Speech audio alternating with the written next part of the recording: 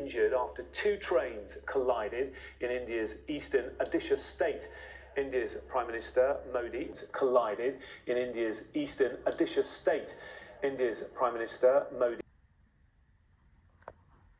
Grave accident that saw a passenger train underway at the site. We're hearing that the Coromandel Express, which runs from Kolkata to Chennai, derailed and then fell onto the opposite track, leaving many people still trapped. That's according to local media reports. These are some of the first pictures we have from the scene, and as you can see, a huge collision as a passenger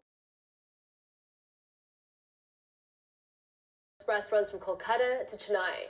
Rescue operations were underway. गिर गया जब पूरा आदमी तोल पर लगा दिया उस टाइम मेरे को we have not yet counted the number, so I can't officially confirm. So yes, we cannot rule out